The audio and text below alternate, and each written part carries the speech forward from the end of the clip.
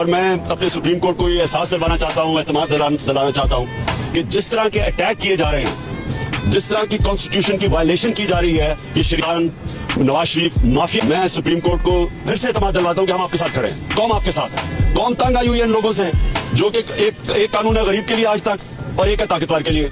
गरीब बेचारे को इंसाफ नहीं मिलता और ताकतवर को इस मुल्क में आज तक ये होता है कि जो मर्जी करे कुछ ना किसी तरह उसको एनआरओ मिल जाता है।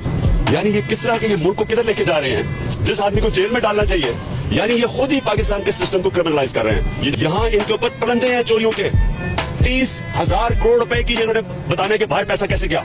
अभी तक एक कतरी खत फ्रॉड के अलावा इन्होंने कुछ बताया नहीं है। बच्चे झूठ बोल रहे हैं। सारी कौम ने मरियम नवाज को सुना टीवी पे। सारी कौम को रटा गया है कि ना मेरी ना मेरे खानदान की, बाहर तो छोड़े पाकिस्तान की प्रॉपर्टी नहीं है। और अब पता चला है कि 300 अरब रुपए की बैंक अकाउंट और प्रॉपर्टी बाहर थी। तो झूठ कौन बोल रहा है वो मुझे बताने की जरूरत नहीं है।